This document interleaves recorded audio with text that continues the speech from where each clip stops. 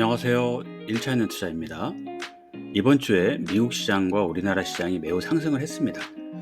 그래서 다음 주에도 과연 이런 상승세를 이어갈지 전문가들의 의견들을 한번 종합해서 말씀을 드리고요. 그 다음에 최근에 이제 제가 TQQQ라든지 빅테크에 대해서 좀 말씀을 드렸었는데, 최근 한 주간에 혹은 한 달간의 수익률이 어느 정도 나왔는지 그런 것들을 좀 말씀을 드리려고 합니다.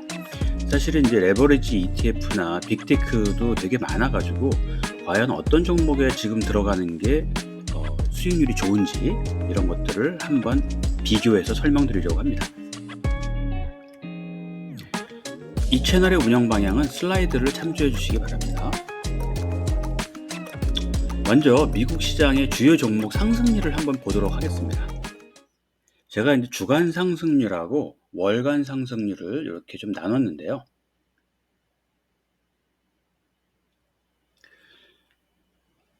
나스닥 같은 경우는 주간 상승률이 지금 이제 3.3% 정도가 나왔네요. 그리고 월간 상승률 6월 14일부터 7월 14일까지 보면은 한 3.6%. 약간 나스닥이 이제 기간 조정을 좀 보였다고 보여집니다. 지난주만 좀 상승을 한 거죠. 그리고 이제 나스닥 100 같은 경우는 이제 주간 상승률이 3.5, 그다음에 월간이 3.7. 그래서 우리가 나스닥 종합보다는 나스닥 100가 훨씬 더 상승률이 좀 높았다는 것을 알 수가 있습니다. 반면에 이제 S&P 500 같은 경우는 주간이 2.4, 그다음에 이제 월간이 3.0 해가지고 나스닥보다는 좀 떨어진다는 것을 우리가 알 수 있습니다. 그래서 이 세 가지 상승률을 보면은 우리가 나스닥 종합보다는 나스닥 100에 투자하는 게 훨씬 수익률이 좋다는 것을 알 수가 있습니다. 사실 지금 제가 이게 최근 한 달간의 추세를 지금 보여드린 거지만은 올해 상반기가 다 이렇습니다. 그래서 나스닥 100가 가장 수익률이 좋고요. S&P 500이 가장 떨어집니다. 물론 다우존스는 뭐 말할 것도 없고요. 그러면 이제 우리가 그 나스닥 100를 3배를 추종하는 TQQQ를 한번 보겠습니다. TQQQ 같은 경우는 주간 상승률이 무려 10.4%입니다. 그리고 월간 상승률 같은 경우는 9.5%. 뭐 주간 상승률이 더 높죠. 그래서 이번 주가 좀 예외적이긴 한데요. 어쨌든 전체적으로 월간 상승률이 한 10% 가까이 됩니다. 그다음에 이제 테슬라 1.5배짜리 이게 TSLL인가 그랬을 겁니다. 티커명이요. 자, 이거를 보면은요. 주간 상승률이 한 3.6%, 그다음에 월간 상승률은 한 12.8%가 됩니다. 굉장히 높죠. 예. TSLL이 생각보다 높다는 것을 알 수가 있습니다. 그리고 이제 엔비디아를 좀 보면은요. 엔비디아는 주간이 한 7.0%, 그다음에 월간이 한 5.7%. 그래서 엔비디아는 이미 이제 지난 1분기 이후에 좀 많이 올랐기 때문에 기간 조정을 보이고 있다. 이렇게 보시면 될 것 같습니다. 그래서 요번에 이제 엔비디아가 2분기 실적을 이번 달 말에 발표하는데 과연 여기서 한 단계 더 뛸 거냐 아니면 좀 주저앉을 거냐 이제 관건인데요. 뭐 지금 이제 시장이나 뭐 의견들을 보면은 엔비디아가 요거보다는 조금 더 올라가지 않을까 그렇게들 예상하는 것 같습니다. 반면에 이제 우리가 많이 갖고 있는 애플이죠. 1등 주식이죠. 애플 같은 경우는 지난주는 거의 상승을 안 했습니다. 그리고 이제 월간으로 보면 3.7% 정도. 그래서 가장 좋은 주식이지만은 상대적으로 상승률은 좀 떨어진다. 이렇게 보시면 될 것 같습니다. 그래서 여러분들이 이제 뭐 조금 더 효과적인 투자를 하기 위해서는 이런 종목을 좀 비교해 보면서 어느 종목에다 조금 더 나의 그 자산을 투자하는 게 더 효과적인지 한번 검토해 보시면 좋을 것 같습니다. 자, 그다음에 이제 전문가들의 증시 시황을 한번 좀 요약을 해드리면요. 지난주에 뭐 CPI라든지 소비자 물가 지수죠, PPI 생산자 물가 지수 등이 전체적으로 예상보다 낮게 나옴으로써 인플레이션이 낮아질 거다라는 어떤 예상들이 많으면서 실업률이나 소비 심리도 양호하기 때문에 주가가 상당히 뛰었죠. 그리고 또 2분기 빅테크 실적이 양호할 것이다라는 예측들이 많이 나오다 보니까 하반기 증시 상승 하반기 증시가 올라갈 거라는 거에 많은 사람들이 생각을 하고 있는 것 같습니다. 그래서 지금 봐서는 하반기에 올라갈 거라고 생각하는 사람들이 승자인 것 같습니다. 그래서 지난주도 제가 말씀을 드렸지만은 이렇게 이제 실적 장세로 들었으면은 가장 긴 장세로 보통 2년 정도 간다고 얘기하고 있습니다. 그래서 우리나라 이제 대표적인 박세익 전무 같은 전문가들은 이미 강세장에 진입을 해서 내년까지는 완만한 상승을 할 거다. 이런 얘기들을 하고 있습니다. 그래서 뭐 이런 분들이 뭐 이미 이제 시장에서 검증되신 분들이기 때문에 이런 얘기를 하는 거는 어느 정도 신뢰성이 있다고 봐야죠. 그리고 제가 지난 한 3-4년 동안 이렇게 지켜봤을 적에 이분이 좀 약간 하락은 잘 못 맞춰도 상승은 잘 맞추신 것 같습니다. 그래서 저도 이제 이 하반기에 상승이 어느 정도 이루어질 거라고 생각을 합니다. 그래서 여러분들도 이런 걸 염두에 두시면서 주식 투자를 하시면 좋을 것 같습니다. 그래서 미국 시장은 뭐 전반적으로 이제 뭐 낙관적인 견해가 많고요. 국내 시장 같은 경우는 사실 이렇게 좀 저도 국내 시장을 이렇게 권장드리진 않지만은 왜냐하면 우리나라는 좀 외인 수급에 따라서 이 박스권입니다. 그래서 외인들이 들어오면은 올라가고 외인들이 빠지면 또 떨어지고 이제 그러다 보니까 변동성이 굉장히 심하죠. 하지만은 전체적으로 우상향인 거는 뭐 다들 동의하는 것 같습니다. 그래서 미국이 올라가다 보니까 우리나라도 같이 올라가는데 대부분의 전문가들이 동의하는 것 같습니다.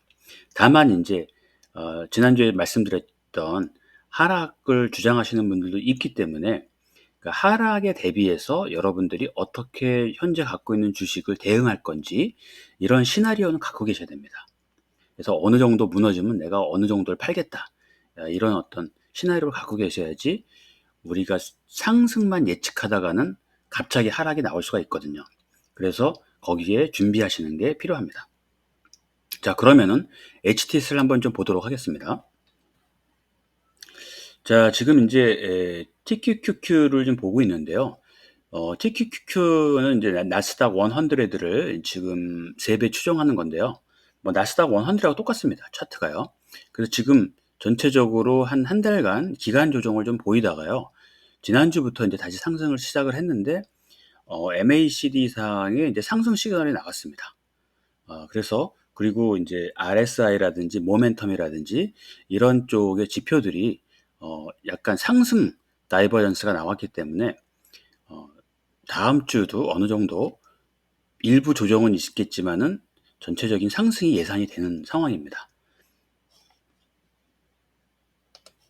테슬라 같은 경우도 이제 이번 다음 주, 다다음 주에 이제 2분기 실적이 발표되면은 거기에 따라서 한 단계 더 올라갈지 아니면 뭐 여기서 머물지 이런 것들이 결정이 될 것 같은데 테슬라는 사실은 이제 전고점이 한 $400 가까이 되기 때문에 저는 개인적으로는 좀 더 갈 거라고 보고 있습니다. 그래서 조금 조정받을 때마다 조금씩 더 여력이 되시는 분들은 사셔도 뭐 무방하지 않을까 싶습니다. 그 다음에 엔비디아 같은 경우도 지금 지난주에 좀 올라왔는데요. 이것도 2분기 실적에 따라서 향방이 나뉠 것 같습니다. 마이크로소프트 같은 경우는 지지난주에 이제 쭉 기간 조정을 보여왔는데 지난주에 좀 상승을 했죠. 그래서 이게 이제 이번 그 실적과 같이 연계돼서 한 단계 레벨업이 될지 이런 것들은 지켜봐야 될 것 같습니다. 저 개인적으로는 좀 낙관적인 견해를 가지고 있습니다. 자, 미국 시장은 이 정도를 좀 보고요. 한국 시장을 좀 보겠습니다. 한국의 이제 코스피 코덱스를 좀 보겠습니다. 코스피는 뭐 우리가 코덱스 레버리지가 이제 코스피를 쫓아가다 보니까 그대로 움직이는데요. 이것도 지금 이제 MACD 상에 이제 상승 시그널이 나왔습니다. 그래서 어느 정도 조정을 보이고 다시 이제 외인들이 들어오면서 계속 오르고 있는데 사실 이제 지금 시기에 들어가는 건 조금 부담스럽긴 합니다. 그래서 제가 요번에 이제 이 코스피를 좀 보면서 좀 느낀 거는 요게 이제 60일선이거든요. 여기 지금 초록색으로 표현된 게 60일선인데 보통 일반적인 경우는 이제 60 일선을 찍고서 올라가는 경향이 있는데 요번 조정은 60 일선을 아래로 내려왔다가 다시 올라갔습니다. 그리고서 인제 120 일선 위에서 움직였는데, 그래서 저희 나라 인제 코스피나 코덱스는 그 60 일선 아래와 이 120 일선 중간에 위죠. 120 일선 중간에 있으면은 요때는 매입을 하셔도 좋을 것 같습니다. 그래서 요때 매입했다가 5 일선이 인제 이탈하면은 그때 파는 형태로 이렇게 해서 박스권을 어느 정도 우리나라는 계속 유지할 것 같습니다. 그래서 코스피에 투자하시는 분들은 뭐 그런 거를 좀 염두에 두시고서 투자를 해 나가시면은 좋지 않을까 싶습니다. 코스닥을 좀 보겠습니다. 코스닥도 지금 코스피하고 유사하게 움직이고 있습니다. 그래서 상승 시그널이 나왔는데 거의 인제 뭐 전고점 여기죠. 전고점 한 893 정도에 지금 육박해 있는 상황이기 때문에 조금 지금 뭐 들어가기는 부담스럽습니다. 그래서 코스닥이나 코스피나 앞서 말씀드린 그런 박스권 전략을 활용하시면은 좋지 않을까 싶습니다. 그리고 이제 국내에 이제 상장돼 있는 ETF를 좀 보겠습니다. 나스닥 100 레버리지는 이제 나스닥에 따라서 같이 올라가는 거고요. 그리고 필라델피아 반도체 레버리지를 보겠습니다. 이 필라델피아 반도체 레버리지는 지금 좀 조정을 받았다가 다시 올라가고 있습니다. 그래서 이 필라델피아 반도체 레버리지 같은 경우는 요것도 약간 박스권으로 좀 움직이는 경향이 있습니다. 그래서 요 정도로 내려왔을 때 구입을 하셨다가 그다음에 어느 정도 조금 고점에서 조정받으면 조금 매도하시는 것도 나쁘지 않은 전략이라고 생각이 됩니다.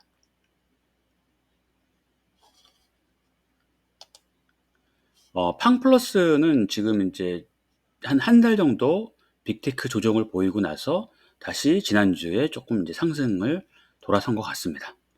중요한 것은 이제 시황을 판단하고 우리가 매수 매도를 해야 되는데, 미국 시장은 뭐 아직도 계속 이번 주도 좋았지만 다음 주도 양호할 거로 판단되기 때문에 계속 유보하시고요.